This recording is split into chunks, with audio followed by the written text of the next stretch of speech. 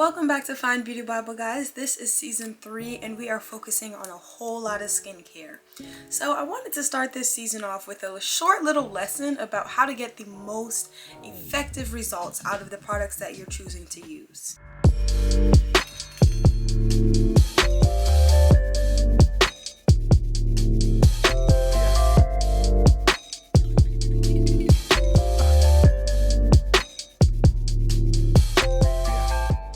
The main functions of your skincare routine are just to support your skin's integrity, its health, give some relief to certain skin conditions you might have, and over time also just improve the skin's appearance, which is one of the more superficial benefits of skincare. The thing is though, you're never going to see the full benefits of your products if you're applying them in the wrong order.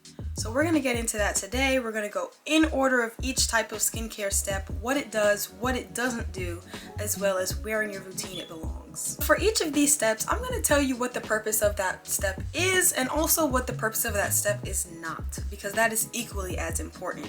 If you're trying to use certain products to achieve things that it's not meant to achieve, of course you're not going to see good results from it. So starting with cleanser, the purpose of cleanser is just to remove the dirt, grime, sweat, sunscreen, and everything from your skin. Everything that has built up on your skin throughout the day. The purpose of cleanser is not, though, to strip your skin to the point of feeling tight, or as some people like to call it, squeaky clean.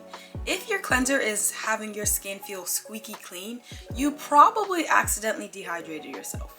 There are two different types of cleansers. There is either an oil-based cleanser or a water-based cleanser. Oil-based cleansers come in either two different forms. They'll either come in an oil, similar like this, or they'll come in the more balm form, just like this Pharmacy Green Clean cleanser.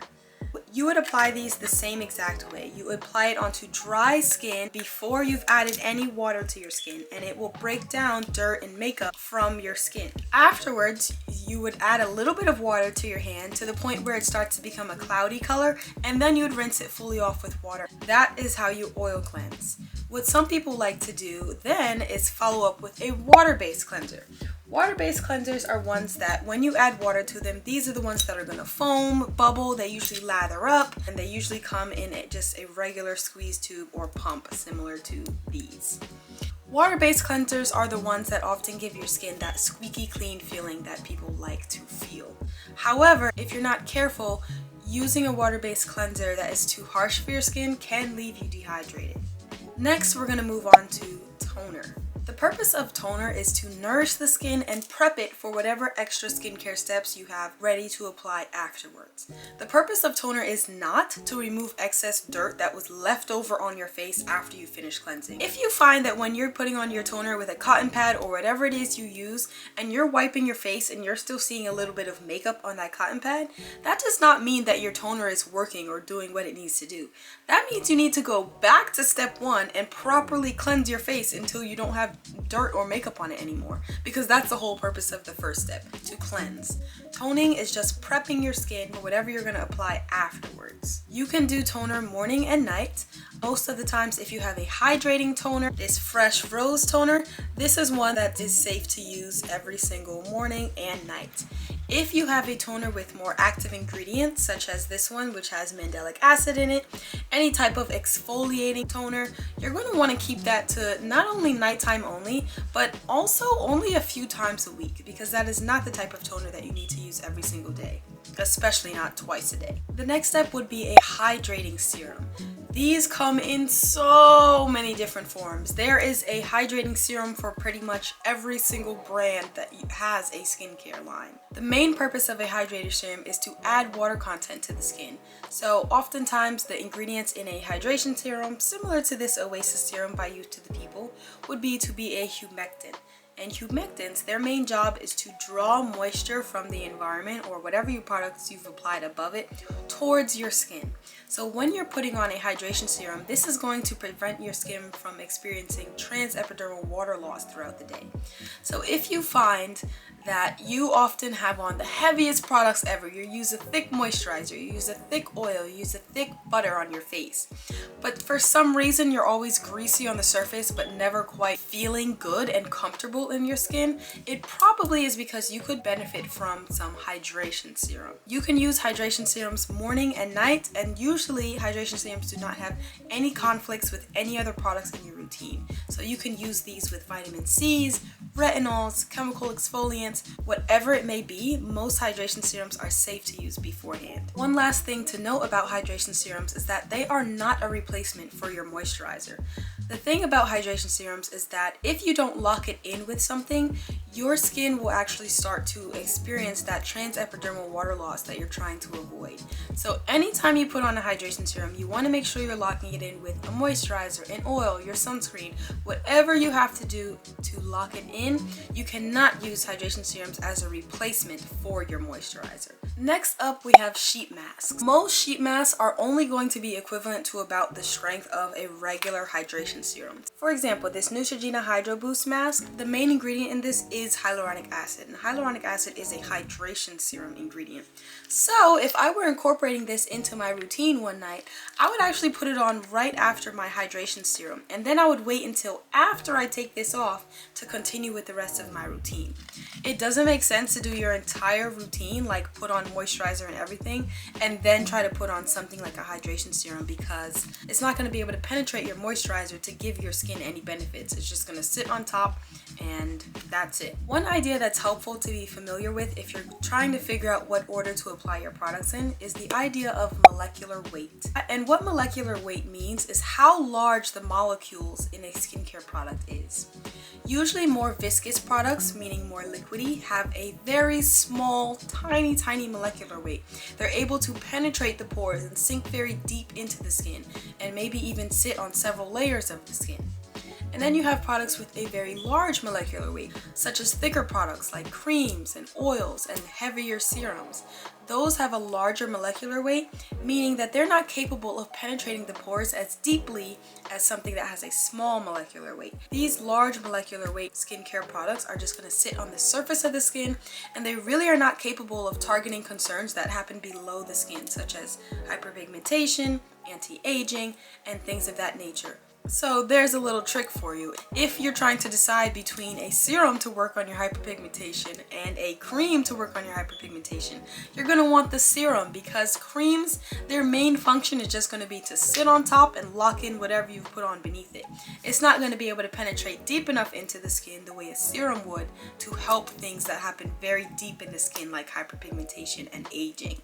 But now that you're familiar with the idea of molecular weight, we'll move into the actual routine building. Now that you have cleaned the skin, you've toned the skin with maybe a hydration toner, you've even applied a fun sheet mask, your skin is prepped and ready for your treatment products.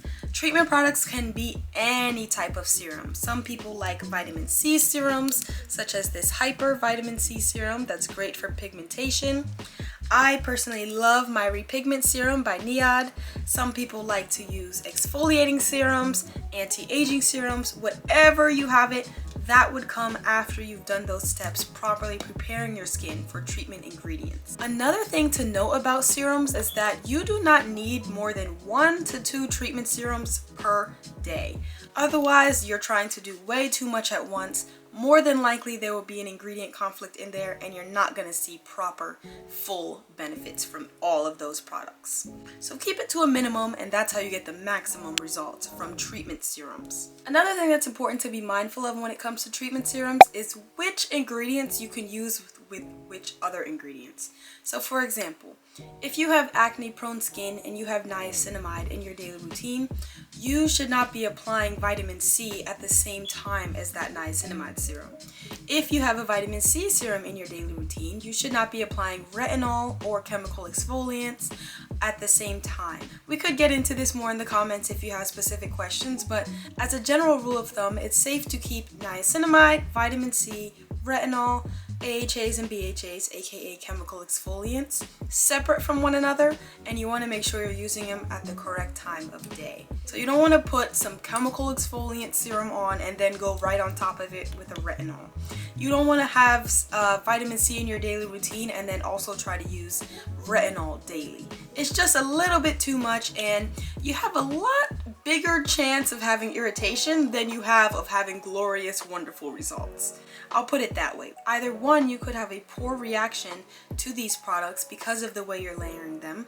Or number two, you could accidentally make a product that you're trying to use completely ineffective because of another product that you tried to apply on top of it. For example, there is something called peptide serums. Peptide serums apply to most anti-aging ingredients and products. When you have an anti-aging product, for example, and you try to put a chemical exfoliant on top of that, you're not going to necessarily have a poor reaction, but what would happen is the chemical exfoliant is going to deactivate all of the active ingredients that are in your anti-aging peptide serum. So no, you're not going to break out in hives immediately and have horrible skin for the rest of your life, but you are going to basically be using those two products as often as you are for no good reason, because you're not getting the benefits from either of those products to their maximum ability. Next, we're going to get into facial oils and moisturizers, but we're going to start off with a special type of facial oil. It's called squalane. Now, squalane, you might have heard of it. The Ordinary makes one. Biossance is very known for their squalane products. A lot of brands are leaning more into squalane nowadays. And the thing about squalane, and the reason you don't apply it after moisturizer, is because it has such a low molecular weight that applying it after moisturizer sometimes doesn't ensure that you're getting the full moisturizing benefits of it. So you almost treat squalane similar to a serum because of its molecular weight. Our next and almost last step is going to be moisturizer.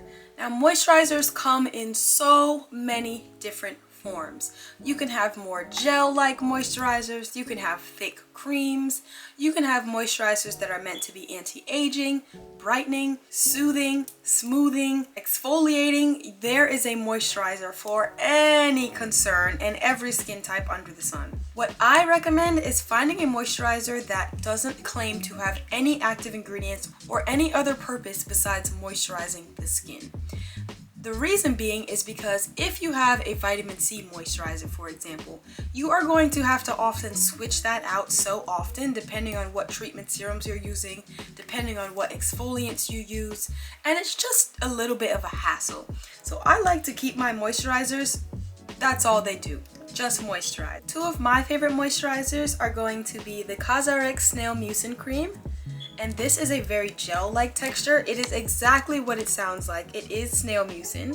So it comes out in a little bit of a slime texture. It's super lightweight and it doesn't have any ingredient conflicts. So I know that no matter what toner, exfoliant, or treatment serum I use, I can always use this as my last step. Another one that's in more of a thicker cream form that I love is this Pharmacy Honey Halo. And this one is your typical cream moisturizer. It's nice and thick. I love to lather this on my skin. And again, it has no ingredient conflicts. So no matter what other products I use, I know I can follow up with this. And again, just like we talked about before, moisturizers have a very large molecular weight. I mean, look how thick this is. Now let's say this moisturizer is claiming to be wonderful for hyperpigmentation. It's going to help to fade your dark spots in 2 weeks. You, from the knowledge you're gaining in this video, will know that that's not true, because a moisturizer with this large of a molecular weight is not even capable of penetrating the pores to the point where it can work on hyperpigmentation that quickly. So you just want to keep in mind, what is the basic skincare knowledge you're learning in this video, and how does it apply to the way you shop for your products and the product claims that you believe in and the expectations that you have for your products.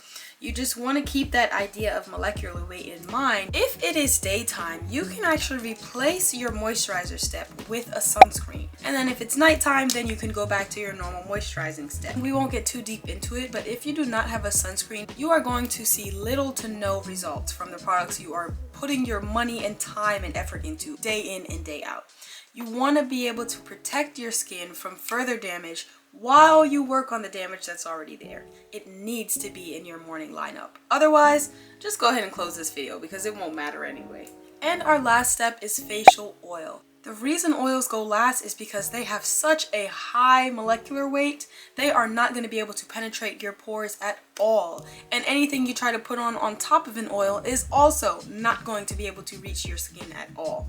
So you want to make sure that you are definitely, if nothing else, using those high molecular weight products like creams, moisturizers, sunscreens, oils as your very last steps. After that, nothing comes out, so no transepidermal water loss, but also nothing goes in.